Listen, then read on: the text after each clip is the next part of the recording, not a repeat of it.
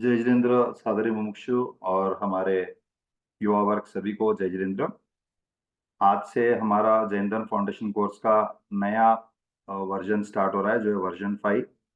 हमने अभी तक द्रव्य गुण पर्याय और लास्ट हमने जो एंड करा था अभाव अधिकार, जहाँ पे हमने काफी अभाव अधिकार के ऊपर काफी विश्लेषण और काफी डेप्थ में उसकी स्वाध्याय की। अभी हमारा नया वर्जन में हम ले रहे हैं सब्जेक्ट 7 तत्व। तो इसके ऊपर हमारी विशेष स्वाध्याय चलेगी। तो इस प्रकार से हमारा वर्जन 5 से आज हम शुरुआत कर रहे हैं, जो हमारी भव्य प्रतिष्ठा के बाद ये पहली क्लास हमारी जैन धर्म फाउंडेशन कोर्स की शुरू हो रही है। और 2 हफ्ते बाद हमारी फ्राइडे की कक्षा भी स्टार्ट हो जाएगी। तो इस वर्जन 5 में डिफरेंस क्या है हम आपको बता देंगे। अभी इसमें हमारा मेन सेशन जो रहेगा उसका टाइम का जो ड्यूरेशन है 4 से 5 बजे का, इस प्रकार से रहेगा। 30-35 मिनट्स टीचर का मेन सेशन रहेगा। उसके बाद हमने स्पेशली युवा वर्ग के लिए, हमारे जो युवा वर्ग है बहुत उत्सुक है, बहुत उनको जानने की जिज्ञासा है, हम उन्हें प्रोत्साहन देना चाह रहे हैं। तो हमने उनके लिए एक 10 मिनट का इंटरेक्टिव सेशन रखा है, जहाँ पे हम कोई 3-4 युवा पीढ़ी के युवक युवती को लेंगे हम स्पॉटलाइट पे, और उनसे आज के सेशन के बारे में हम क्वेश्चन आंसर्स करेंगे। उनको भी जो डाउट है वो भी पूछ सकते हैं, और हम भी उनको उनको उनके डाउट का हम समाधान देंगे। तो 10 मिनट का इंटरेक्टिव सेशन चलेगा। उसके बाद हमने एक नया राउंड स्टार्ट करा है, मिस्ट्री पिक्चर। एक मिस्ट्री पिक्चर स्क्रीन पे आएगी, जो जिसको आपको आइडेंटिफाई करना है और उसके बारे में बताना है कि वो पिक्चर क्या चीज का संकेत देता है, या वो क्या घटना के ऊपर है, या क्या तीर्थ क्षेत्र का है। आपको उसके बारे में कुछ जानकारी देना पड़ेगा। तो मिस्ट्री पिक्चर का रहेगा राउंड। उसके बाद हमारे सोनगढ़ के माननीय वांचनकार श्री नितिन भाई और श्री अतुल भाई द्वारा में से किसी एक वांचनकार का 10 मिनट का विशेष स्वाध्याय आज की क्लास के ऊपर रहेगा। उसके बाद आप सभी का फेवरेट मल्टीमीटर राउंड भी रहेगा। तो इस प्रकार से 1 घंटे का ड्यूरेशन हमने तय किया है। तो हम सभी युवा पीढ़ी को प्रोत्साहन देंगे कि आप जरूर इसमें भाग लें, और आप प्रोएक्टिव होकर आगे आए और आप इसमें भी भाग लें कि जो हमारे इंटरेक्टिव सेशन है, ताकि आपको जो भी डाउट्स है, या आपने क्या समझा सेशन के बारे में, या आपको विशेष तौर पे आपको कोई भी एक्स्ट्रा जानकारी, या आपके समझ में क्या आपको फेर पड़ा है, सब हमें पता चलेगा। और मेरे साथ जुड़ेंगे आदर्श भाई, जो इस इंटरेक्टिव सेशन को गाइड करेंगे। तो इस प्रकार से हमारा आज के सेशन की ओर हम आगे बढ़ते हैं, और आज हम आमंत्रण दे रहे हैं, आज के हमारे टीचर है रश्मिबेन जैन शिवपुरी से। हम उनको आमंत्रण देते हैं कि आज की कक्षा की शुरुआत करें। जय जितेंद्र टीचर। टीचर आपका म्यूट है। हाँ, जय जिनेन्द्र निशित भाई, मैं स्टार्ट कर सकती हूँ? जी, स्टार्ट कर सकते हैं। जी जी। सभी सादरणीय भाई बहनों को मेरा सादर जय जिनेन्द्र। बच्चों, आपको भी मेरा सादर जय जिनेन्द्र। बच्चों, आज फिर से गुरुदेव माता जी ने हमको एक बार फिर से इकट्ठे होकर स्वाध्याय करने का अवसर दिया है। तो चलो हम सब मिलकर के आपस में स्वाध्याय करते हैं, ठीक है? निशित भाई, स्लाइड प्लीज। जी।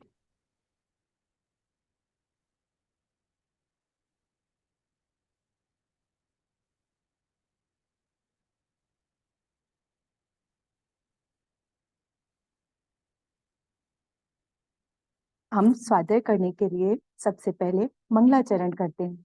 तो मंगलाचरण हम क्यों करते हैं? मंगलाचरण हम इसलिए करते हैं कि जो हम आज स्वाध्याय करने जा रहे हैं ना, उसकी निर्विघ्न समाप्ति हो, उसमें कोई विघ्न ना आए, या उसमें कोई प्रॉब्लम ना हो, और हमारी कक्षाओं की शांतता हो, और हमारे परिणाम मंद हो, और मुंह की मनता हो, और बाहर से हम सभी अपने उपयोग को समेट करके जो हमने स्वाध्याय करने का 1 घंटे निश्चय किया है, वो स्वाध्याय हम बराबर रूप से चालू रख सकें। इसलिए हम मंगलाचरण करते हैं। तो चलो हम सब मिलकर के मंगलाचरण करते हैं। आज का मंगलाचरण श्री पद्मानंदी पंचविंशतिका शास्त्र जी में से लिया है। इसके रचयिता हैं आचार्य श्री पद्मानंदी स्वामी। बट मंगलाचरण करने से पहले हम एक छोटी सी स्टोरी सुनते हैं, जिससे आपका ये मंगलाचरण एकदम क्लियर हो जाएगा। देखो बच्चों, एक किसान था, उसकी उसकी झोपड़ी थी, तो बट उसकी झोपड़ी में लाइट नहीं थी। तो तो जहाँ वो जंगल में गायों को चराने जाता था ना, तो वहां बहुत सारे ब्लू स्टोन्स पड़े हुए थे। तो उसमें से उसने सोचा कि ये ब्लू स्टोन्स इतने लाइट कर रहे हैं, तो इसमें से मैं 2-4 ले चलूं घर, तो मेरी वाइफ खाना बना लेगी, और मेरे घर में लाइट भी नहीं है, तो उसकी लाइट में मेरी वाइफ खाना बनाएगी। तो वो 2-4 ब्लू स्टोन्स उठा करके अपने घर ले गया, और उसकी लाइट में उसकी वाइफ खाना बनाती थी। तो एक बार उसकी झोपड़ी के पास से एक जौहरी निकला, तो उसने देखा ये ब्लू कलर की लाइट कहाँ से आ रही है। तो वो उसकी झोपड़ी के पास गया, तो उसने देखा अरे ये तो नीलमणि है। तो वो किसान को बोला, आप मेरी सारी संपत्ति ले लो, बट ये ब्लू स्टोन मुझे दे दो। तो किसान को लगा कि क्या ये पत्थर, ये नीले कलर का पत्थर इतना कीमती है कि जिसको ये जौहरी लेके और अपनी पूरी संपत्ति मुझे देना चाहता है। तो एकदम उसको आश्चर्य हुआ, एकदम उसको ब्लू स्टोन्स की महिमा आई। तो ऐसे ही बच्चों, गुरुदेव माता जी हमें निरंतर अपने किसकी बात बता रहे हैं? शुद्धात्म तत्व की बात निरंतर बता रहे हैं। तो उस शुद्धात्म तत्व की बात को हमें कैसे सुनना, ये हम इस मंगलाचरण में देखेंगे। ठीक है, चलो अब हम लोग अपने हैंड्स को ज्वाइन करके मंगलाचरण हम सब बोलते हैं। तत्प्रति प्रीति चित्तेन येन वार्तापि श्रुता निश्चितं स भवेद भव्यो भावी निर्वाण भाजनम। बच्चों, जो गुरुदेव माता जी हमें अपने निरंतर शुद्धात्म तत्व की बात बता रहे हैं, उस शुद्धात्म तत्व की बात हमें कैसे सुनना? प्रीति पूर्वक सुनना, प्रीति पूर्वक उसकी कथा सुनना, प्रीति पूर्वक उसका अभ्यास करना, और प्रीति पूर्वक उसको अपने हृदय में धारण करना। और अगर हम अपने शुद्धात्मा तत्व की बात प्रीति पूर्वक सुनेंगे, उसकी कथा करेंगे, आपस में परस्पर चर्चा करेंगे और उसमें लीनता करेंगे, तो क्या होगा? अल्पकाल में हम भी अपने गुरुदेव माता जी के साथ मोक्ष पथ के पथिक बन जाएंगे, है ना? लेकिन इसके लिए क्या करना होगा? हमको स्वाध्याय करनी होगी। अपनी माता जी कहती है ना, अपनी भगवती माता क्या कहती है वचनामृत में? आत्मार्थी को स्वाध्याय करना चाहिए, विचार मनन करना चाहिए, ये आत्मार्थी की खुराक है। तो बच्चों, हम सबको क्या करना? स्वाध्याय करना। ठीक है, अब हम आगे चलते हैं। बच्चों, अभी हमने पहले सभी सेशंस में 4 अधिकार कंप्लीट किए। कौन कौन से 4 अधिकार कंप्लीट किए? क्या कोई बता सकता है हमको? आप में से कोई बताना चाहोगे?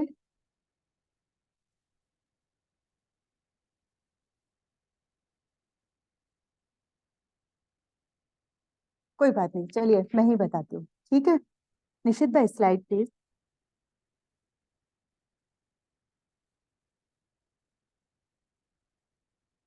देखो, हमने 4 अधिकार कंप्लीट किए। कौन कौन से 4 अधिकार? द्रव्य अधिकार, गुण अधिकार, पर्याय अधिकार और अभाव अधिकार। तो हम इन चारों अधिकार को एकदम शॉर्ट में रिवाइज कर जाते हैं। द्रव्य किसे कहते हैं? गुणों के समूह को द्रव्य कहते हैं। गुण पर्याय व द्रव्यम, उत्पाद व द्रव्युक्तम सत, सत द्रव्य लक्षणम। हमने ये सब सीखा था, है ना? अब जब द्रव्य है, पदार्थ है, तो उसका कोई गुण होना चाहिए। तो गुण किसे कहते हैं? जो द्रव्य के संपूर्ण भाग में और उसकी सर्व अवस्थाओं में पाया जाए, उसे गुण कहते हैं, है ना? अब गुण कितने प्रकार के हमने सीखे थे? 2 प्रकार के। कौन से? सामान्य गुण और विशेष गुण। जब द्रव्य है, गुण है, तो उनका कोई ना कोई कार्य भी होना चाहिए। तो क्या पर्याय किसे कहते हैं? गुणों के विशेष परिणमन अर्थात कार्य को पर्याय कहते हैं। अब हमने पर्याय भी 2 प्रकार की सीखी थी। कौन कौन से 2 प्रकार की? अर्थ पर्याय और व्यंजन पर्याय। अर्थ पर्याय भी हमने 2 प्रकार की सीखी। कौन सी? स्वभाव अर्थ पर्याय और विभाव अर्थ पर्याय। और व्यंजन पर्याय भी 2 प्रकार की। कौन सी? स्वभाव व्यंजन पर्याय और विभाव व्यंजन पर्याय। इसके बाद आता है हमारा अभाव अधिकार। अभाव अधिकार में अभाव की क्या डेफिनेशन सीखी थी हमने? एक पदार्थ का दूसरे पदार्थ में ना होना, उसको क्या कहते हैं? हम अभाव कहते हैं। अभाव के हमने 4 प्रकार सीखे थे। कौन से 4 प्रकार? प्रागभाव, प्रध्वंसाभाव, अत्यंताभाव और अन्योनाभाव। हमने पहले के इन चारों अधिकार को एक बार रिवाइज किया एकदम शॉर्ट में। आज से बच्चों हमारा एक नया टॉपिक स्टार्ट होता है। उस टॉपिक का क्या नाम है जानते हो आप? उस टॉपिक का नाम है तत्व।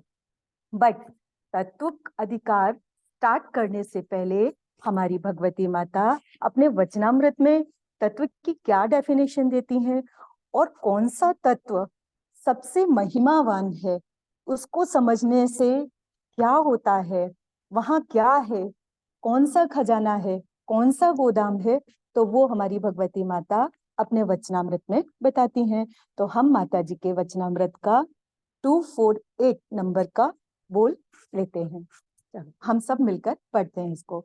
विश्व का अद्भुत तत्व तू ही है। अब माता जी ने सबसे पहले किसका क्लैरिफिकेशन किया? विश्व का, कि विश्व है। हमने विश्व की भी डेफिनेशन सीखी थी सबसे स्टार्टिंग में। क्या कोई आप बताओगे मुझे विश्व की डेफिनेशन क्या है?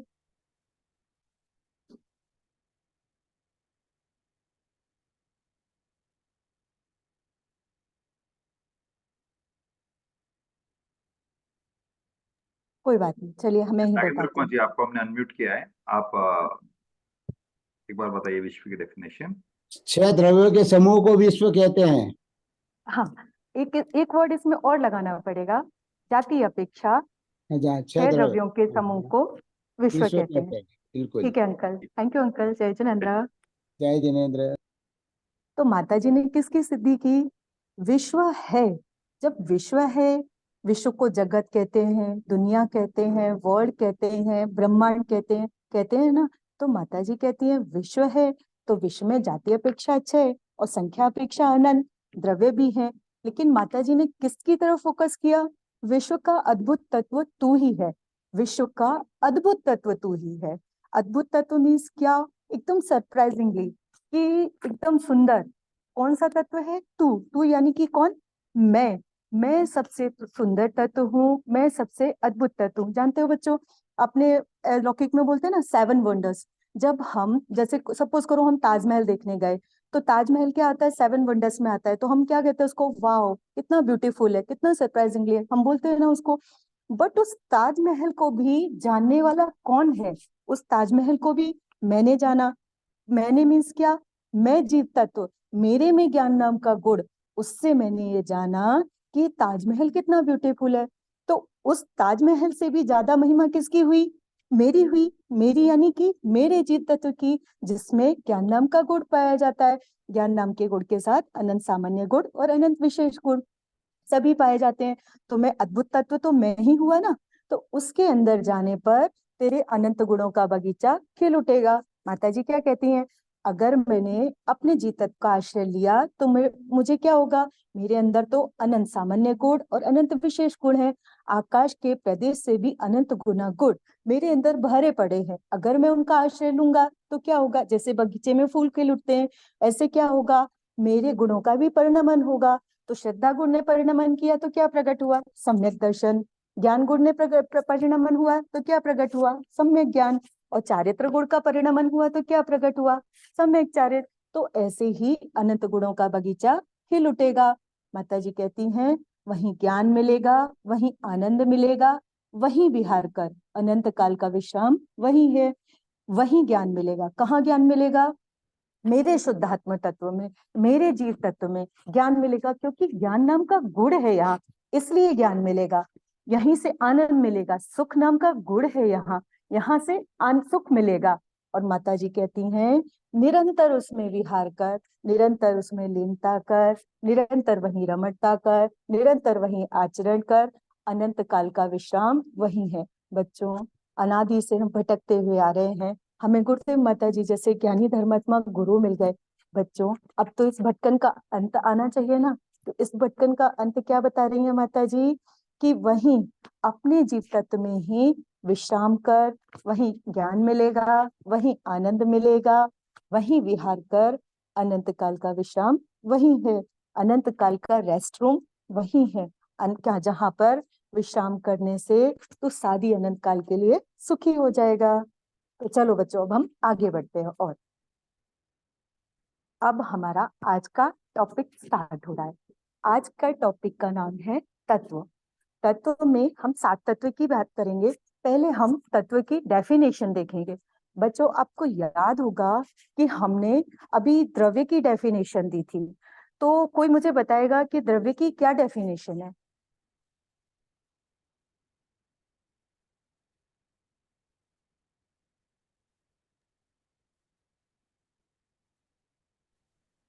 प्लीज बेटा, जय जिनेंद्र unmute तीर्थ। किया है। हाँ, जय जिनेंद्र बेटा, आपको अनम्यूट किया है। द्रव्य गुणों के द्रव्य उससे कहते हैं, गुणों के समूह को द्रव्य कहते हैं। बराबर बेटा, Yes, एकदम राइट आंसर। थैंक यू जय जिनेंद्र। जय जय जिनेंद्र। जिनेंद्र। और अभी हमने गुण की और भी सॉरी द्रव्य की और भी डेफिनेशन सीखी थी, क्या? गुण पर्यायवत द्रव्यम, है ना? और द्रव्य का लक्षण क्या सीखा था? उत्पाद में द्रव्य युक्तम सत। तो ये किसका लक्षण है? निशित भाई स्लाइड प्लीज।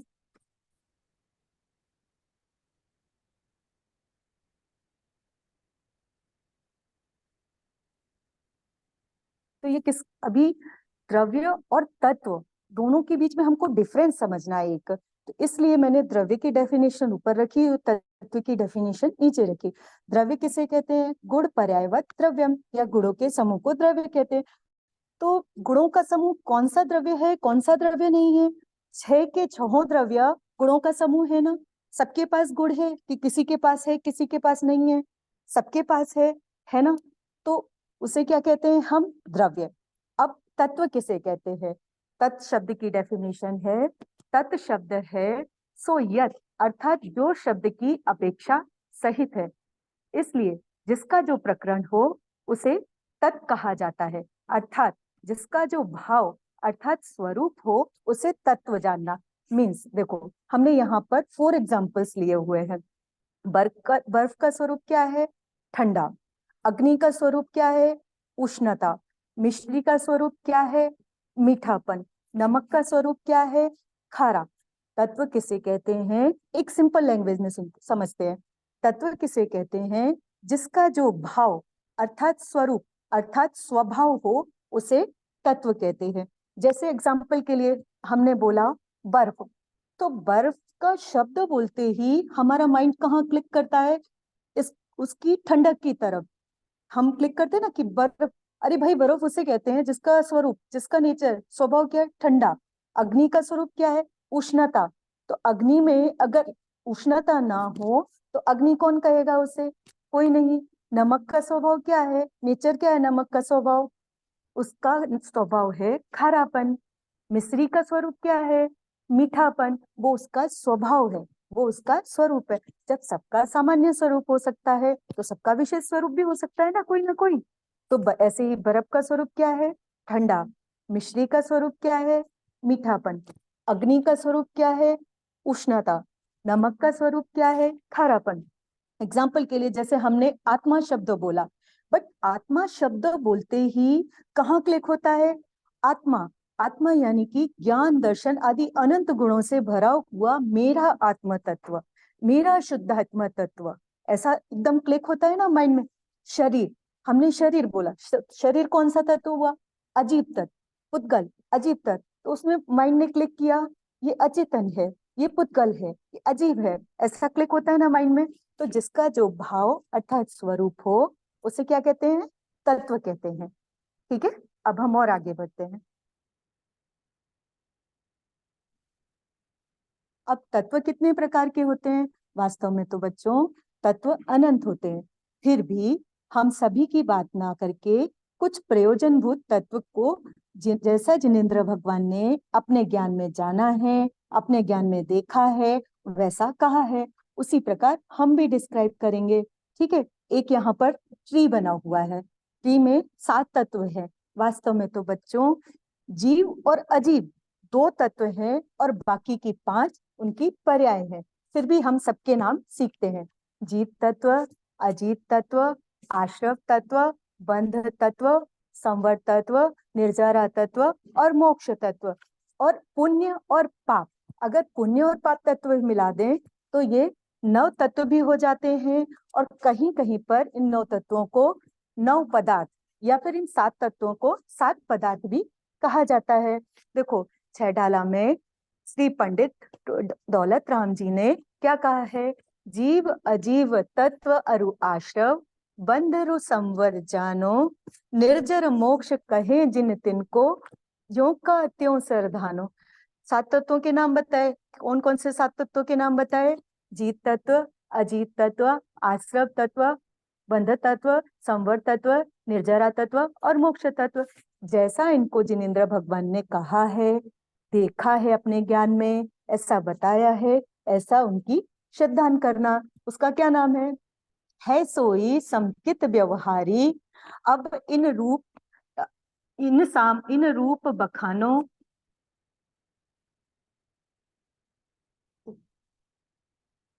तिनको सुन सामान्य विशेष,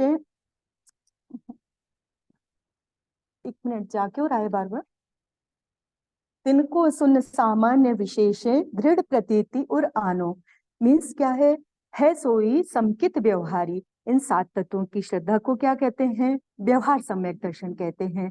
अब इन रूप बखानो मीन्स क्या, जैसा इनका वर्णन है वैसा इनका सामान्य रूप से और विशेष रूप से वर्णन करके, जैसा है वैसी, जैसे ये तत्व हैं वैसी इनकी प्रतीति, वैसी इनकी श्रद्धा अपने मन में लाओ, अपने हृदय में लाओ।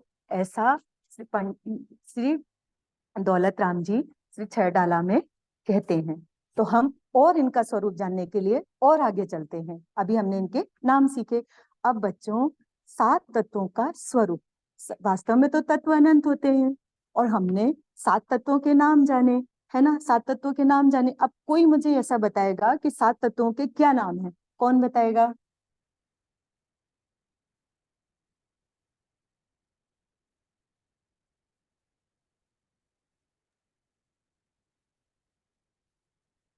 जिसे भी भावनाएं हैंड रेस कर सकते हैं हम उनको सेलेक्ट करेंगे।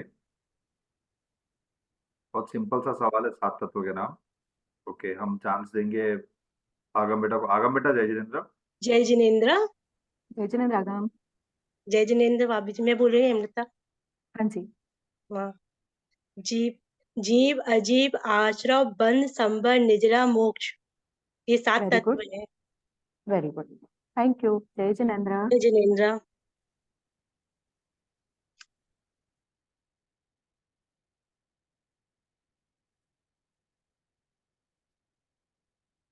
अब आया है 7 तत्वों का स्वरूप।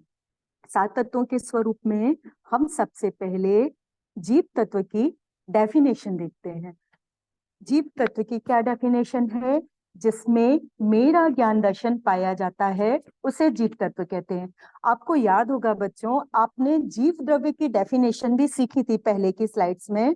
तो उसमें क्या थी जीव द्रव्य की डेफिनेशन? जिसमें चेतना अर्थात ज्ञान दर्शन की शक्ति पाई जाती है उसे जीव द्रव्य कहते हैं। तो ये किसका स्वभाव हुआ? सभी जीव द्रव्य का स्वभाव। अब सभी जीव द्रव्य में से हमको अपने जीव द्रव्य को अलग करना है। तो जब हमको अपने जीव द्रव्य को अलग करना है तो हमने जीव तत्व की क्या डेफिनेशन सीखी?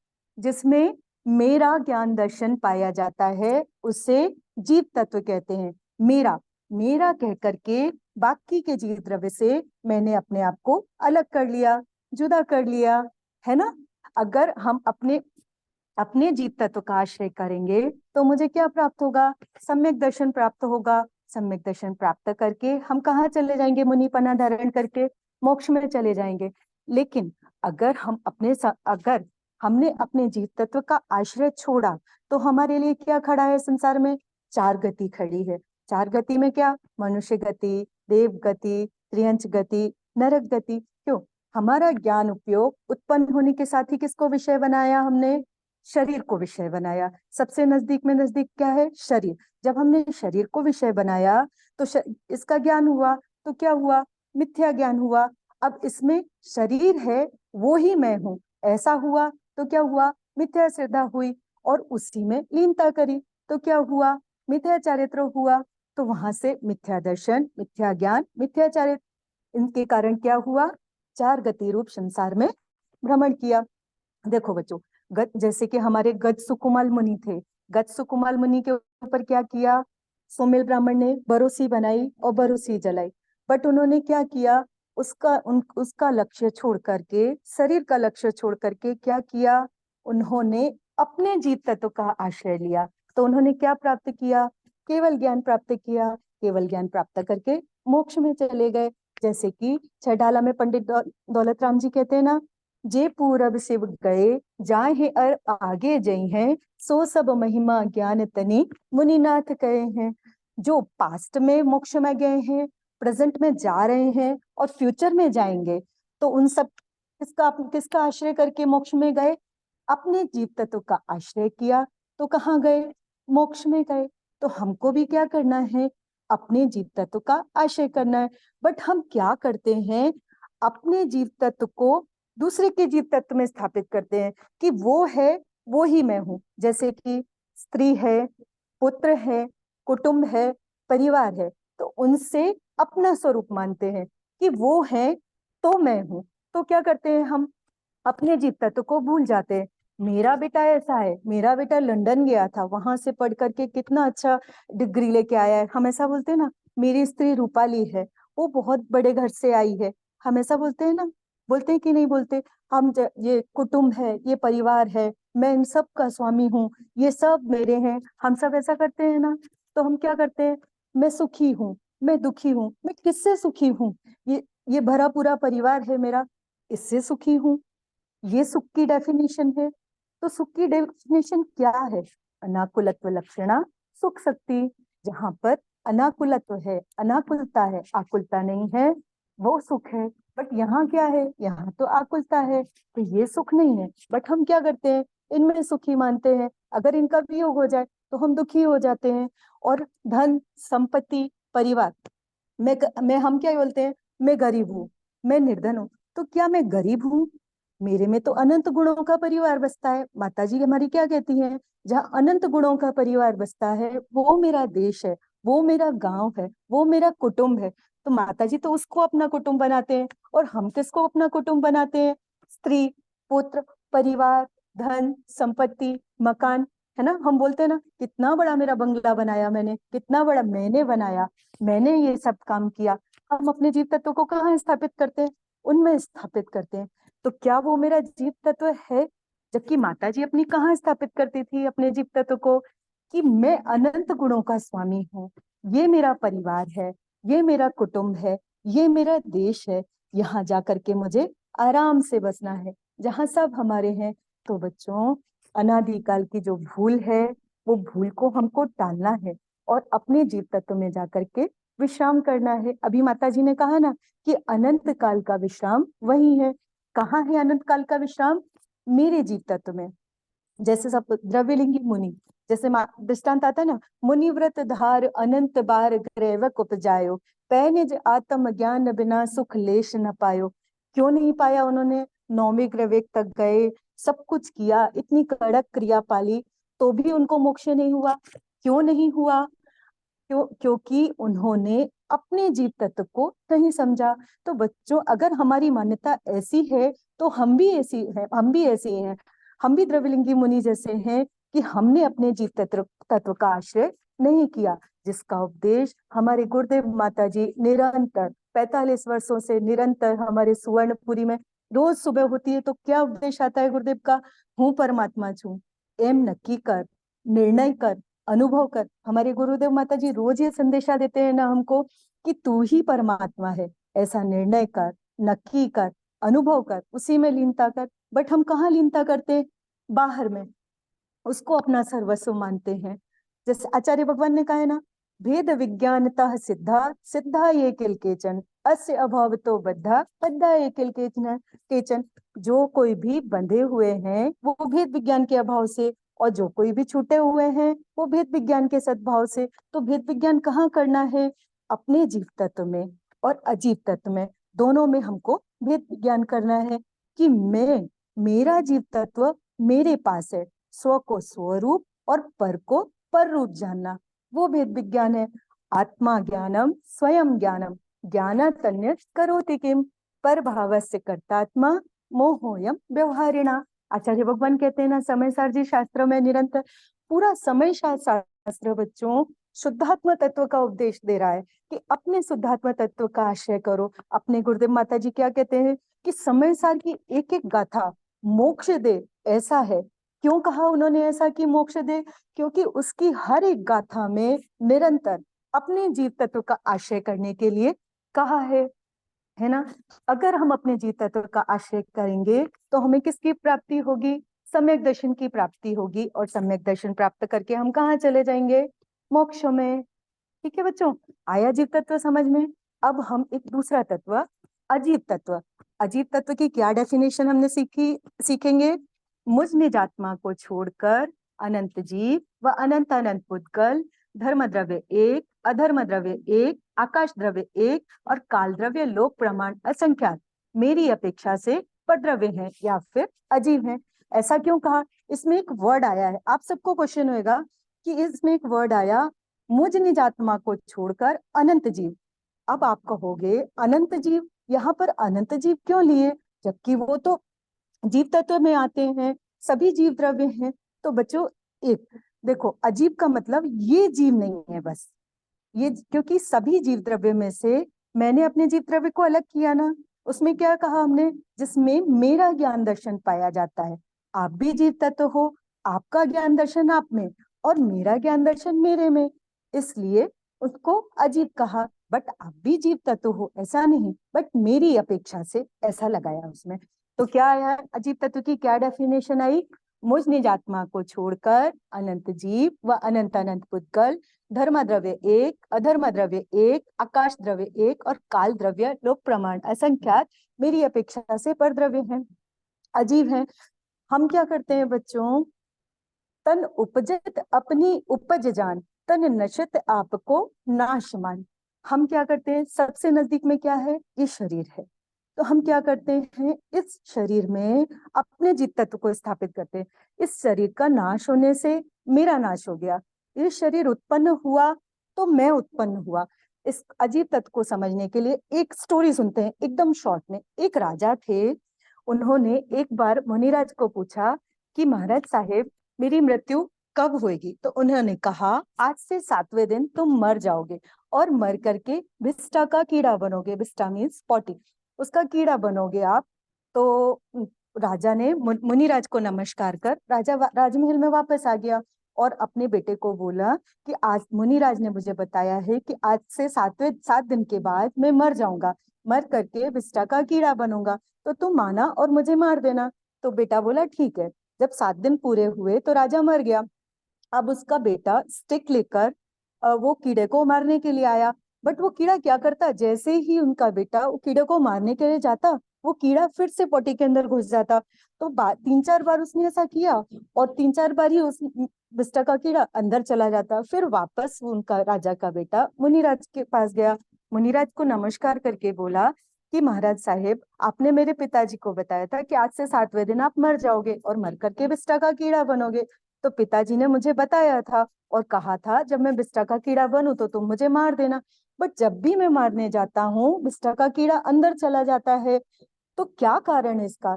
तो मुनिराज ने कहा जीव जिस पर्याय में जन्म लेता है उसको उस पर्याय में प्रेम हो जाता है, प्रीति हो जाती है। जैसे हमने मनुष्य पर्याय में जन्म लिया तो हमको मनुष्य पर्याय से प्रेम हो गया, हम सोचते हैं कि बस ये ही मैं हूँ, अगर मैं मर गया तो सब दुनिया खत्म, और अगर मैं जन्म हुआ, मेरा जन्म हुआ, तो वास्तव में ये संसार है।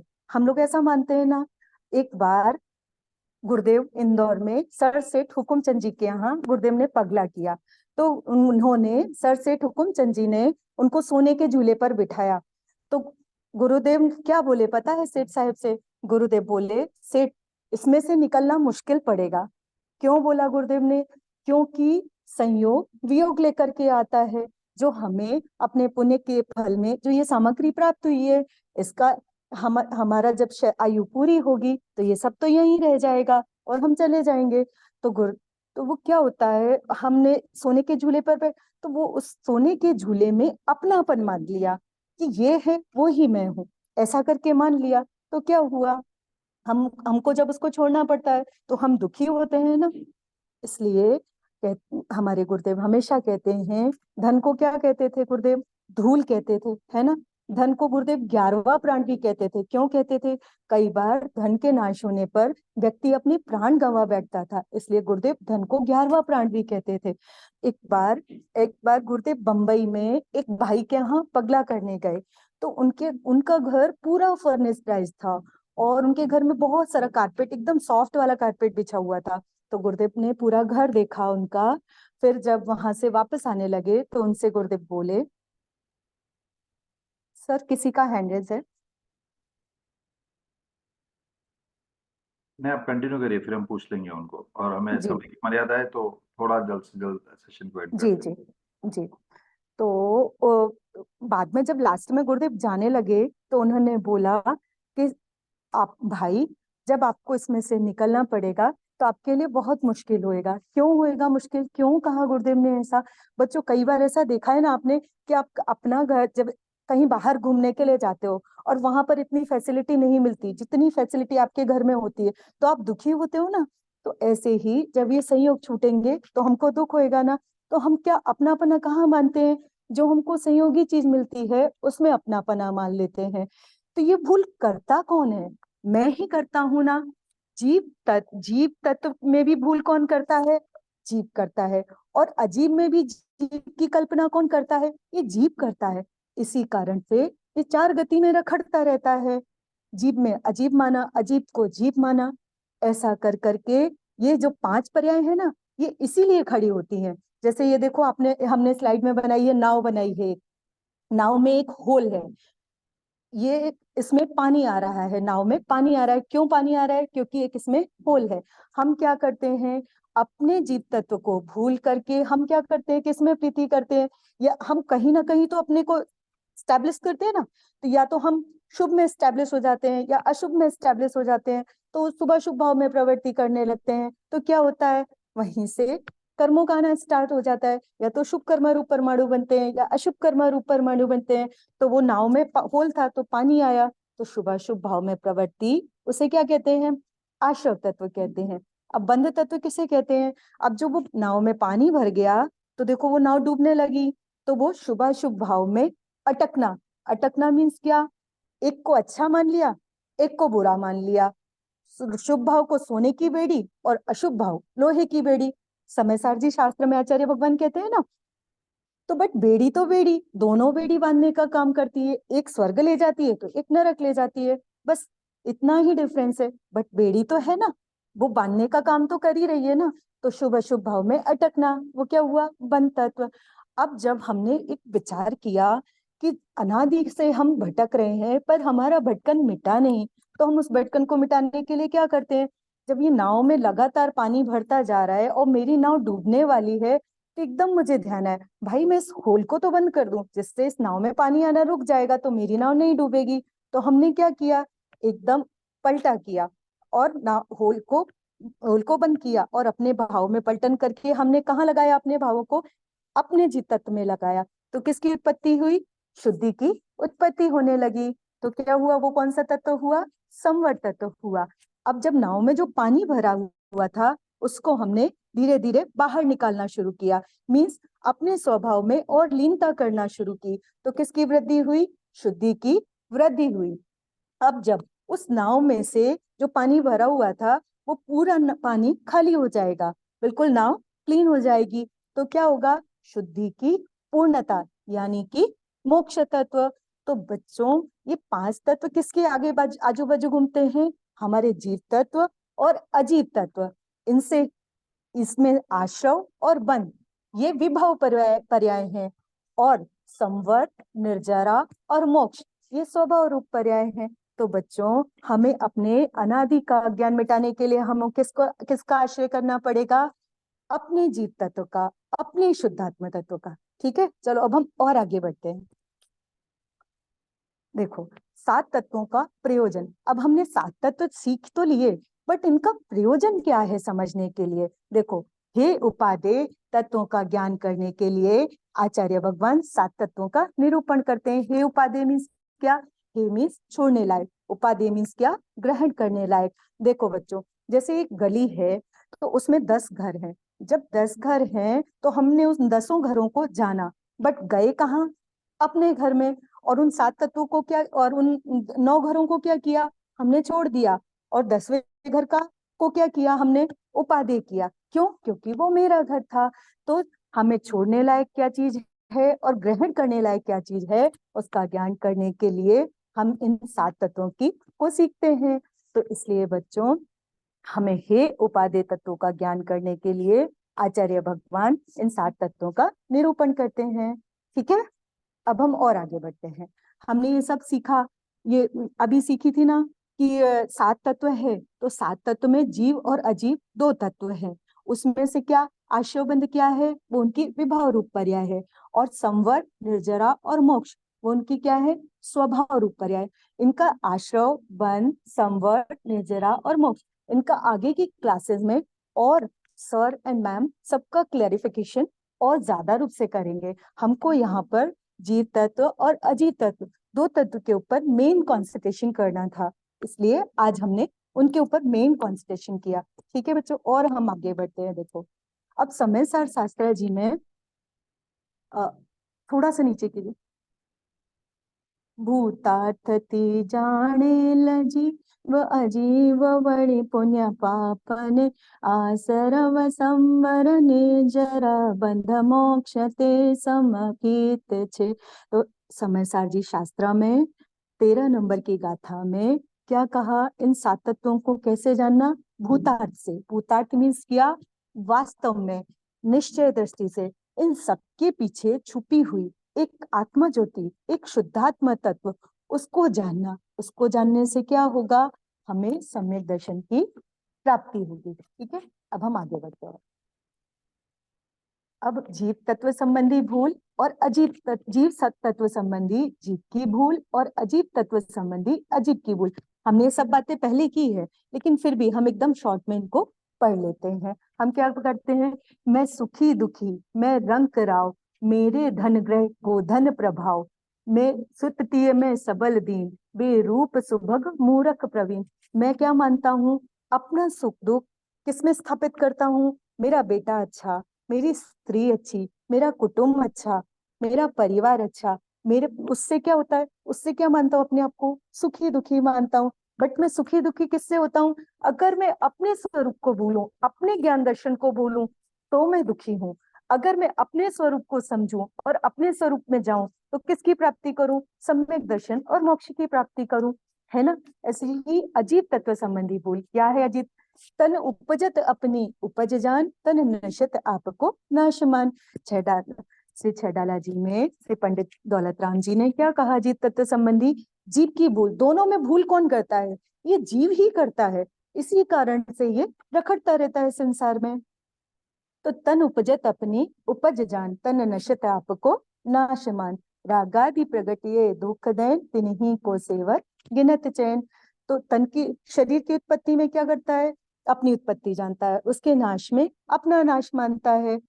रागादि प्रगट, और ये शुभ शुभ भाव क्या है, निरंतर आकुलता को उत्पन्न करने वाले हैं, फिर भी क्या करता है, उनमें सुख और चैन मानकर उन्हीं का निरंतर सेवन करता है। तो बच्चों, हमें किसका निरंतर सेवन करना है, किसको उपादेय करना है, अपने जीव तत्व को, अपने भेद विज्ञान करके स्व को स्वरूप और पर को पररूप जानना।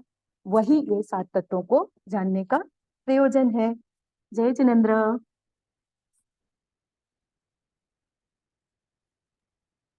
जय जितेंद्र टीचर। अभी हमारा जो नया फॉर्मेट में इंटरेक्टिव सेशन है, तो मैं आमंत्रण दूंगा हमारे 4 वॉलंटियर्स को कि वो इस सेशन में भाग ले, ताकि हम और विशेष तौर से आज के सब्जेक्ट को समझ सके। आदर्श भाई, वो 4 जिनको सेलेक्ट कराए, इशिता प्लीज उनको स्पॉटलाइट पे ले लीजिए एक बार।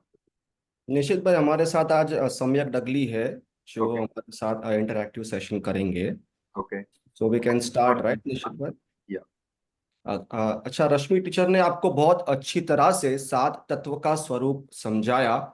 तो प्रश्न हमें ये पूछना चाहिए, ये प्रश्न सिर्फ सम्यक के लिए नहीं है, सभी के लिए ये प्रश्न है कि ये जो 7 तत्व का हम स्वरूप समझ रहे हैं, इसके पीछे कारण क्या है।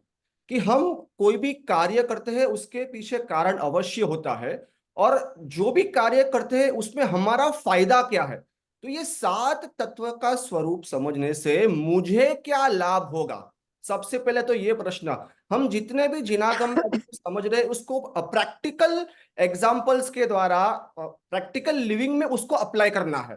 तो ये जो प्रयोजनभूत 7 तत्व कहे हैं, तो 7 तत्व के स्वरूप को जानने से मेरे प्रयोजन की सिद्धि होती है, कि मुझे फायदा होता है। तो मेरा मेरा प्रयोजन क्या है, कि मुझे सुखी होना है। सभी अज्ञानी जीव का एक ही प्रयोजन है, क्या है, कि मुझे सुख की प्राप्ति कैसे हो, मेरा दुख दूर कैसे हो, right. I hope it is clear. सभी का एक ही लक्ष्य है कि मुझे सुखी होना है, मेरा दुख दूर होना चाहिए। तो ये 7 तत्व को समझने से मेरा दुख दूर कैसे होगा? तो अगर मुझे दुख दूर करना है तो मुझे मैं दुखी क्यों हूं, ये प्रश्न मुझे पूछना पड़ेगा कि मेरे दुख का कारण क्या है। तो ये 7 तत्वों में से अगर मैं ये प्रश्न पूछूं, ये प्रश्न सभी के लिए है, सभी को सोचना है इस प्रश्न के बारे में कि मेरे दुख का कारण क्या है। तो सम्यक आपको क्या लगता है कि 7 तत्वों में से मेरे दुख का कारण कौन सा तत्व है? 8 तत्व में से आश्रव तत्व दुख का कारण है। बहुत ही बढ़िया आंसर, बहुत ही बढ़िया, कि आश्रव तत्व दुख का कारण है। तो आश्रव यानी क्या? Can you make it more clear? आपके बारे में आश्रव की परिभाषा क्या है? जो जीव है वो जो शुभाशुभ कर्म करता है, जैसे शुभ कर्म जैसे पूजा, दान, स्वाध्याय, और अशुभ कर्म जैसे राग, द्वेष, हिंसा, तो ये सारे कर्म जो जीव करता है उसे आश्रव तत्व कहते हैं। यानी जो शुभाशुभ भाव में प्रवृत्ति करता है उसमें तन्मय हो जाता है, कि वो जो करता है उसी को आश्रव तत्व कहते हैं, यही आप कहना। So can you highlight more with practical example? समझते हैं कि अभी जिनागम में क्या कहा कि दुख का कारण आश्रव है, तो क्या क्या हम ये कह सकते हैं कि दुख का कारण मिथ्यात्व है? दुख का कारण मिथ्यात्व है कि आश्रव है? क्या मिथ्यात्व एक आश्रव है? यस, आश्रव के 5 भाग है, उसमें से मिथ्यात्व इज वन पार्ट ऑफ आश्रव। बहुत ही बढ़िया है। आश्रव के 5 भेद कौन कौन से आपको पता है? मिथ्यात्व, अविरति, प्रमाद, कषाय, योग। हाँ वेरी गुड। ये किसके भेद है? ये आश्रव के भेद है। और भी आश्रव के 2 भेद है, कौन कौन से है? द्रव्य द्रव्य आश्रव एंड भाव आश्रव। बहुत ही बढ़िया, द्रव्य आश्रव और भाव आश्रव। तो अभी हम ये कह सकते हैं कि दुख का कारण जो है भाव आश्रव है, मिथ्यात्व दुख का कारण है, जिनागम ये कहता है। तो क्या हम प्रैक्टिकली ऐसा मानते हैं कि जो आगम में कहा है, क्या मैं प्रैक्टिकली ऐसा मानता हूं? चलो मैं एक सिंपल सा एग्जांपल देता हूं। अगर आपका मोबाइल घूम जाए, इमेजिन कि आपका मोबाइल घूम गया, तो आप दुखी होगे कि नहीं होगे? यस। आप दुखी हो गए, राइट। तो क्या हम कह सकते कि दुख का कारण मोबाइल का घूमना है? दुख अभी अभी तो हमने देखा कि अभी आप चल रहे थे, 1 मिनट के पहले आपके पास आपका मोबाइल था, और अगले ही समय, अगले ही मिनट किसी कारणवश आपका मोबाइल गुम हो गया। तो क्या हम ये कह दे अरे दुख का कारण मोबाइल का घूमना है? और यहां पर आप कह रहे हो कि दुख का कारण तो आश्रम है। ये समझ में नहीं आ रहा है। प्रैक्टिकल अलग और जिनागम कुछ अलग कहता है, ऐसा है क्या? नहीं नहीं, सो मोबाइल के साथ हमारा जो राग जुड़ा हुआ है कि ये मेरा मोबाइल है एंड कोई लेके गया उसको, तो that is the main reason कि हमें वो दुख हो रहा है, क्योंकि हमारे we are attached with that mobile, અને ઈ મોબાઈલનું ખોવાઈ જવું, that is the reason આપણે આશ્રય તત્વનું પ્રગટ થાય છે। एक्सलेंट आंसर, यही चाहिए। वेरी गुड आंसर सम्यक, कि मैं जिनागम जो मुझे कह रहा है, हम सभी को ये प्रश्न सभी के लिए प्रैक्टिकली इसको अप्लाई करो कि हर एक चीज में, हर एक कोई भी वस्तु हो, तो क्या मेरी मान्यता वैसी है? अरे मैं तो ऐसा मान रहा हूं कि अगर मुझे बहुत बड़ा नुकसान हो गया तो पैसा दुख का कारण है, पैसा का गुम जाना दुख का कारण है, कोई भी वस्तु का गुम जाना दुख का कारण है। यानी पर का संयोग वियोग मेरे सुख और दुख का मैं कारण समझ रहा हूं। लेकिन यहां पर गुरुदेव माता जी मुझे समझा रहे हैं, अरे भाई दुख का कारण पर वस्तु नहीं है, दुख का कारण आश्रव है, दुख का कारण मेरी मिथ्या मान्यता है। तो ये 7 तत्व जो अगर मैंने अच्छी तरह से समझा और अच्छी तरह से उसकी श्रद्धा की, तो मेरा दुख दूर अवश्य हो सकता है। बहुत ही बढ़िया उत्तर, यही हम आपसे चाहते हैं। आपको कोई सवाल है इसमें? यस सर, तो हमने पहले डिस्कस किया कि शुभ भाव जो है, पूजा, दान, वो सब भी आश्रव है, और हमें बताया कि आश्रव नहीं करना चाहिए, आश्रव इज नॉट गुड। सो उसके पीछे का लॉजिक क्या है? सो क्या हमें पूजा दान स्वाध्याय करना चाहिए या नहीं? बहुत ही बढ़िया प्रश्न। अच्छा, आश्रव तत्व है कि उपादेय है? हे आश्रव है ना, छोड़ने लायक है, यानी प्रकट करने लायक नहीं है। देखो, अगर ऐसा कहे कि शुभ अशुभ भाव प्रकट करने लायक नहीं है, तो प्रकट करने लायक क्या है? शुद्ध। शुद्ध भाव। अभी आप कह रहे हो कि शुभ अशुभ प्रकट करने लायक नहीं है, शुद्ध भाव अभी हमारी उतनी योग्यता नहीं है कि हम शुद्ध भाव प्रकट कर सके, तो हम करें क्या?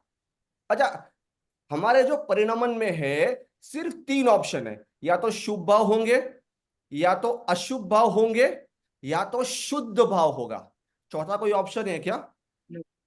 बराबर। शुद्ध भाव अभी हमारी उतनी योग्यता नहीं है, क्योंकि हम आत्मा में एकाग्र नहीं हो सकते हैं अभी तक, क्योंकि वो सच्ची श्रद्धा तो अभी प्रकट हुई नहीं है। और अभी आप बोल रहे हो कि शुभ अशुभ भाव दोनों है, छोड़ने लायक है। और ये 3 भाव के अलावा, 3 परिणाम के अलावा, क्या कोई ऐसा कोई चौथा भाव भी है? पॉसिबल नहीं है ना। आपको नहीं, मुझे शुभ भाव भी नहीं चाहिए, मुझे अशुभ भाव भी नहीं चाहिए, और शुद्ध भाव तो होता नहीं है, तो क्या मैं शून्य हो जाऊं? अरे, परिणाम के बिना तो कोई द्रव्य होता नहीं है, तो मुझे कोई ना कोई परिणाम तो अवश्य होगा। तो अभी इसका उपाय क्या? मैं चाहूंगा अपने जो वांछनकार है अतुल भाई कामदार, कि इनका जो प्रश्न है कि जिस यहाँ पर आश्रव को शुभ भाव की में प्रवृत्ति है, उसमें जो उल्टी मान्यता है उसको है कहा, तो यानी मंदिर जाना, स्वाध्याय करना, तो उसका इसका उपाय क्या है? निश्चित भाई, कैन वी हैव अतुल भाई? यस, अतुल भाई, जय जितेंद्र। जय जिनेन्द्र। बहुत अच्छा प्रश्न किया है। तो देखो, ज्ञान का काम है जानना, और वो जानने की क्रिया आत्म द्रव्य से अभिन्न है। ठीक है। ऐसे आत्म द्रव्य को जानने के लिए, आत्म द्रव्य की यथार्थ प्रतीति करने के लिए 4 प्रकार पंडित जी ने बताए हैं। 4 प्रकार बताए हैं। एक तो सच्चे देव शास्त्र गुरु की श्रद्धा। जैसे हम बाहर में कोई रोग हो जाए, तो वो डॉक्टर की भी हम परीक्षा करते हैं कि ये इस रोग के लिए निष्णांत है। ऐसा बहु परिभ्रमण का दुख को दूर करने के लिए कुदेव कुगुरु कुशास्त्र भी है, और सच्चे देव शास्त्र गुरु भी है। जैसे विद्या की प्राप्ति के लिए विद्या में जो पारंगत है ऐसे शिक्षक चाहिए, ऐसे आत्मार्थी को सच्चे देव शास्त्र गुरु के प्रति श्रद्धा होनी चाहिए। ये प्रथम प्रकार है। दूसरा प्रकार है 7 तत्व की यथार्थ श्रद्धा होनी चाहिए। तीसरा प्रकार है स्व पर की श्रद्धा होनी चाहिए। और चौथा प्रकार है आत्म श्रद्धा करनी चाहिए। तो जिसको आत्मा की प्राप्ति करना है, परिभ्रमण का दुख, जिस प्रथम परिभ्रमण का दुख जिनको लगा है, ये उनके लिए है। ध्यान से सुनना। जिनको चतुर्गति परिभ्रमण दुख रूप लगा है, उसके लिए ये बात है। जिसको संसार में स्वर्गाधिक मनुष्याधिक धन वैभव, वो जब उसमें ही आत्मबुद्धि है, उसके लिए यहाँ कोई चर्चा नहीं है, उनके लिए यहाँ कोई बात नहीं है। तो जिसको चतुर्गति परिभ्रमण लगा है, उसको ही, जैसे जिसको रोग हुआ है उसको ही वैद्य के पास जाने का भाव होता है, ऐसा जिनको चतुर्गति परिभ्रमण दुख रूप लगा है, उसको ही सच्चे देव शास्त्र गुरु के प्रति यथार्थ श्रद्धा होनी चाहिए। उनके कहे हुए 7 तत्वों की यथार्थ श्रद्धा होनी चाहिए। उसके ऊपर से स्व पर की श्रद्धा होनी चाहिए, और उससे भी आगे आत्म श्रद्धा करनी चाहिए। तो देखो, इन सब परिस्थिति में ज्ञान का काम है जानना।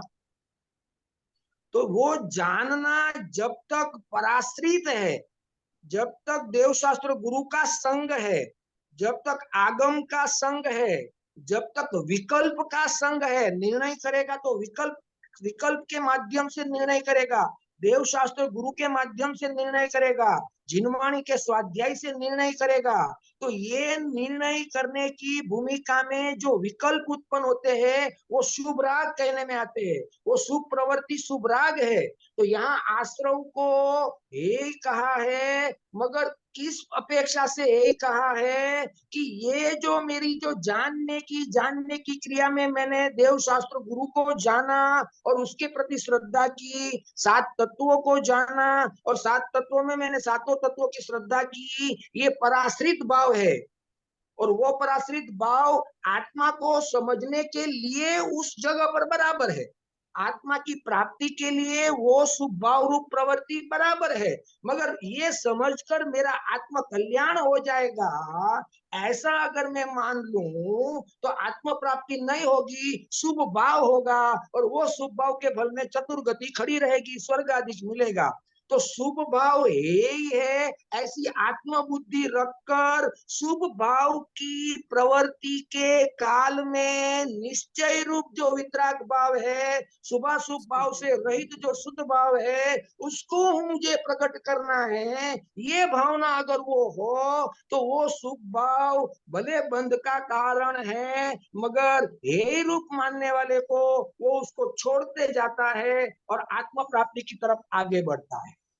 जैसे पूज्य माता जी ने कहा था कि जो मुसाफिर होता है वो नगरों को छोड़कर ध्येय की तरफ आगे बढ़ता है। जब एक नगर से दूसरे नगर जाता है तो बीच में बहुत सारे गांव आते हैं, शहर आते हैं, वहां ठहरता नहीं है, जानता है कि भाई अहमदाबाद आया, सूरत आया, बड़ौदा आया, मगर सोनगढ़ जाने वाला वो सब जानता है, मगर वहां अटकता नहीं है। ऐसा शुभ भाव आश्रव है, यही है, बंध का कारण है, ये जानता है, मगर उस शुभ भाव की प्रवृत्ति में अटकता नहीं है, वो शुद्ध भाव की तरफ आगे बढ़ता है। तो वो शुभ भाव दुख रूप नहीं है, यानी कि उस वक्त वो उसके लिए शुद्ध भाव की प्राप्ति का हेतु होने से वो तुम्हें उसे छोड़ना नहीं है, मगर बुद्धि में उसको उससे मेरा आत्मा कल्याण होगा, आत्मा की प्राप्ति होगी, ऐसी बुद्धि का वहां पर स्थान नहीं रखकर शुद्ध भाव की तरफ आगे बढ़ने वाला शुभ को छोड़ दे जाता है और शुद्ध की तरफ आगे बढ़ता है। उसके लिए ये शुभ भाव आत्म प्राप्ति में बाधा कहने में आता नहीं है, वहां वो ही रहना चाहिए। अगर उसको भी छोड़ देगा आश्रव समझकर, तो अशुभ को तो छोड़कर आया है, शुभ को भी उसने छोड़ दिया, शुद्ध भाव तो प्रकट हुआ नहीं है, तो माता जी ने कहा है कि शुष्क हो जाएगा।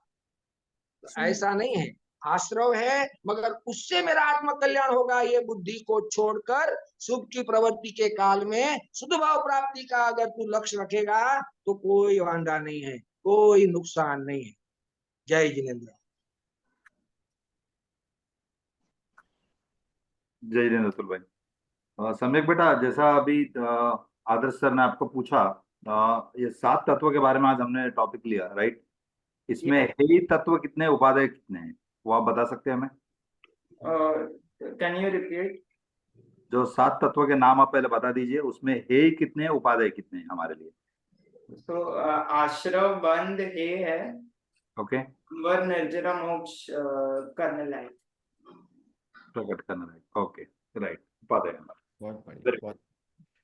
मैं सभी यंगस्टर से निवेदन करूंगा कि सम्यक की तरह एवरी संडे 2 से 3 यंगस्टर्स ऐसे नॉमिनेट हो। हम आप सभी को जो प्रश्न पूछने वाले हैं वो 3-4 दिन पहले से आपको दे देंगे, ताकि आप वो प्रश्न की पूरी तैयारी करके आए। हमारा यहाँ पर एकमात्र उद्देश्य है कि हमारे ज्ञान की स्पष्टता हो। गुरुदेव माता जी के अगर आपको प्रवचन सुनने हैं और समझने हैं तो हमारा जो बेसिक कॉन्सेप्ट्स क्लियर होना बहुत ही जरूरी है। तो बच्चों, आप घबराओ मत, प्लीज कम फॉरवर्ड। जैसे आप लौकिक में डिबेट करते हो, इसी तरह यहाँ पर हम आपको पहले से हम बताएंगे हम प्रश्न क्या पूछने वाले हैं, वो आप उसके ऊपर सोच के आना, उसका उत्तर खोज के आना, और फिर we can interact in this session. इसीलिए मैं सभी से निवेदन करता हूं कि सभी यंगस्टर से कि एवरी संडे 2 से 3 यंगस्टर्स अपने आप को नॉमिनेट करें और इसको अच्छी तरह से इंटरैक्टिव ओपन बनाए, ताकि हमें 7 तत्व का स्वरूप अच्छी तरह से समझ में आए। अगर 4 यंगस्टर्स होते हैं तो हम इंटरेक्टिव डिबेट भी कर सकते हैं, दो एक पक्ष की तरफ, दो एक पक्ष की तरफ। तो सभी से निवेदन है कि आप इसमें, जैसा आदर्श भाई ने बताया, इसमें डरने की बात नहीं है, तो हमें समझना है। हम सब सीख रहे हैं, हम सब समझ रहे हैं। तो अब चारों यंगस्टर्स अगर आते हैं, 4 या 5 आते हैं, तो हम एक डिबेट भी कर सकते हैं। बट हमारा हर संडे को इंटरेक्टिव सेशन रहेगा, जहाँ पे हम एक्सपेक्ट करेंगे कि हमारे यंगस्टर्स आए, उनके भी प्रश्न पूछे, और हमारे सोनगढ़ के माननीय वाचनकार उसका विशेष खुलासा भी देंगे हम सबको। तो हमें यही उम्मीद है, और हम आपसे सभी से रिक्वेस्ट करते हैं कि ज़्यादा से ज़्यादा जुड़े और इसमें इंटरेक्टिव सेशन में भाग लें। अभी हमारा जो सरप्राइज मिस्ट्री पिक्चर राउंड है, मैं रिक्वेस्ट करूंगा कि मिस्ट्री पिक्चर स्क्रीन पे लाए। आपको ये पिक्चर को आइडेंटिफाई करना है और हमें बताना है कि ये क्या है।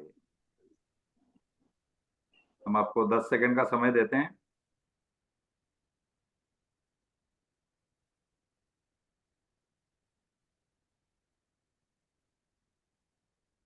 आप मिस्ट्री पिक्चर बहुत फेमस वाला है, तो मेरे ख्याल से तो बहुत सारे हैंड रेज होना चाहिए, बहुत सिंपल सा है ये तो। चलो हम चांस देंगे। स्क्रीन नेम जयेश है, हम उनको अनम्यूट कर रहे हैं। जय जितेंद्र। हेलो। हाँ, जय जितेंद्र। जय जिनेंद्र। ये है जन्म मंदिर पावापुरी में। वेरी गुड, महावीर भगवान। Very good. महावीर भगवान का क्या हुआ था यहाँ पे? निर्वाण निर्वाण। निर्वाण, ओके। महावीर भगवान का 24 नगर में नंबर कौन सा है? 24। 24, ठीक है। और ये पावापुरी आता कहाँ पे है? ये बुंदेलखंड के साइड, प्रॉब्ली राजगृही वो साइड। हाँ, स्टेट कौन सा है? बिहार। Bihar, very good. और जो पावापुरी का एक्चुअली उसको, उसका दूसरा नाम जो है ना, पुण्य भूमि भी बोलते हैं। पावापुरी जो है नाम लगा उसको, और एक उसका जो टाइटल जो बोला जाता है उसको पुण्य भूमि बोलते हैं। तो ये जो जल मंदिर पानी का जो सरोवर है उसके बीच में है। तो एक्स्ट्रा इंफॉर्मेशन पूछ रहे हैं, दे रहे हैं हम आपको कि ये जो जल मंदिर बीच में है, तो ये सरोवर का नाम क्या है? नहीं पता। क्या में? नहीं पता। ओके, इसे पद्म सरोवर बोलते हैं, क्योंकि इसमें जो कमल के जो बहुत सारे फूल के जो प्लांट्स है, इसलिए नाम पद्म सरोवर भी दिया गया है। अच्छा, आपका जवाब एकदम परफेक्ट है, वेरी गुड कार्तिक बेटा। जय जिनेंद्र। Thank you. जय जिनेंद्र। ऑलराइट, अभी हमारा समय हो चुका है। मिनटीमीटर राउंड हम क्विकली रन करते हैं। मैं रिक्वेस्ट करूंगा वीआईपी टीम मिनटीमीटर राउंड को स्टार्ट करें।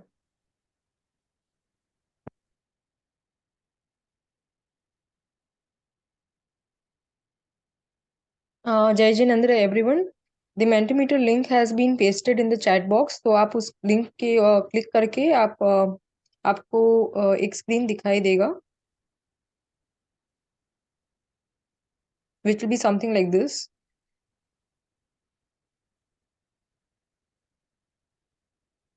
Rules: 20 seconds timer to select the answers for questions.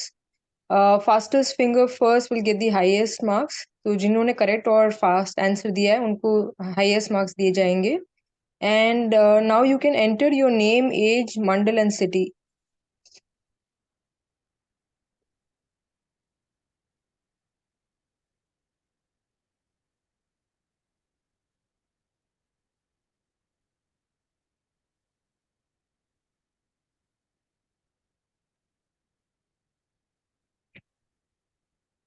Okay, we'll wait for another few seconds.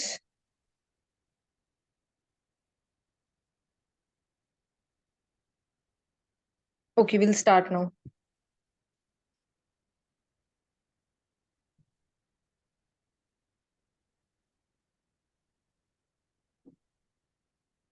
Question number 1, आज का क्लास का मंगलाचरण कौन से शास्त्र जी में से लिया गया है?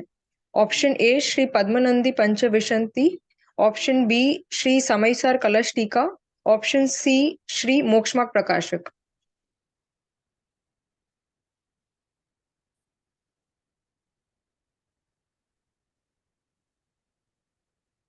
Twenty people have given the right answer, and the right answer is option A, Shri Padmanandi Panchavishanti.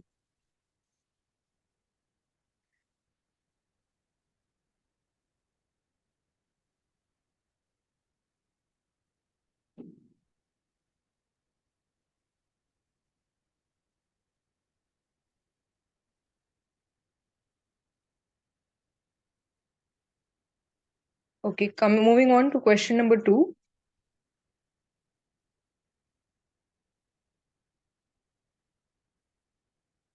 आचार्य भगवान ने चैतन्य स्वरूप भगवान आत्मा की बात किस प्रकार सुनने को कहा है? ऑप्शन ए क्रोध से, ऑप्शन बी मान से, या ऑप्शन सी प्रसन्न चित्त से? मन से, आचार्य मन से, मान नहीं, मन है, मन से, मन से, yes, okay. So 28 people have given the right answer, and the right answer is option C, prasann chit se. Question number 3.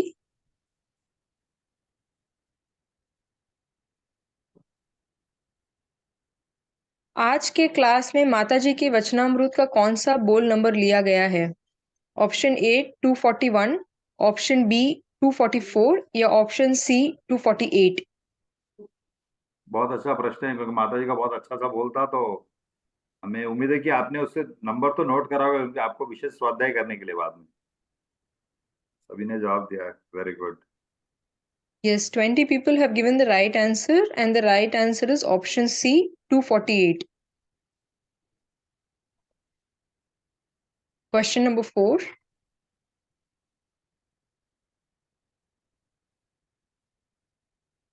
मैं कौन सा तत्व हूं और मेरा स्वरूप क्या है? ऑप्शन ए अजीव तत्व, क्रोध करना। ऑप्शन बी जीव तत्व, दर्शन एंड ज्ञान। ऑप्शन सी आश्रव तत्व, दर्शन एंड ज्ञान।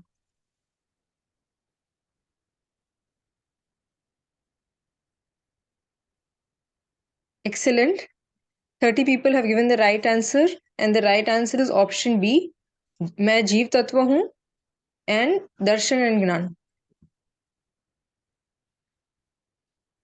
Last question, question number 5.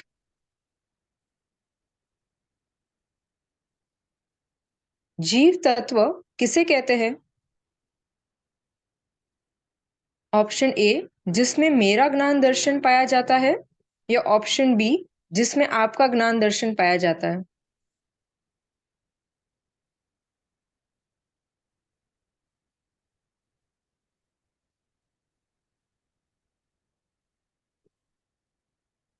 Very nice.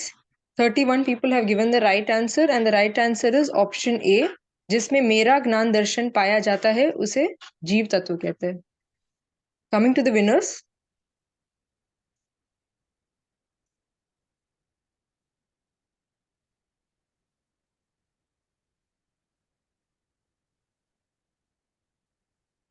Okay, जिनका नाम जो केक में से है उन्होंने अपना नाम नहीं लिखा है, तो sorry for that, we can't announce your name.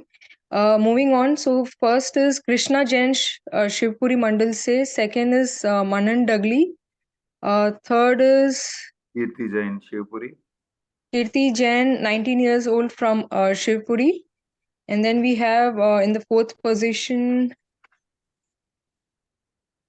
Kundan Parekh from Pune, and 5th is Hiteshi. Thank you all.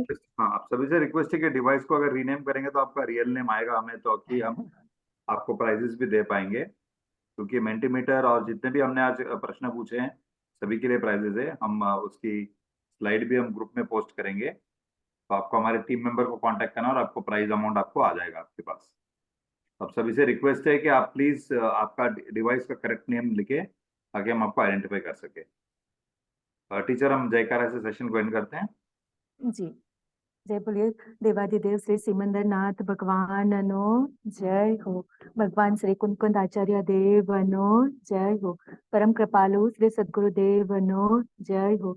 Vishwamurti पूज्य भगवती मात नो जय हो। सुवर्णपुरी तीर्थ धाम नो जय हो। जय जिनेन्द्र। आप सभी को मेरा सादर जय जिनेन्द्र। जैन धन फाउंडेशन टीम की पाठशाला और टीचर्स के सभी की ओर से आप सभी को जय जिनेन्द्र। हम आपसे मिलेंगे अगले संडे इसी के कंटिन्यूएशन में, और हमारी फ्राइडे पाठशाला 2 हफ्ते के बाद स्टार्ट होगी। तब तक के लिए आप सभी को जय जिनेन्द्र।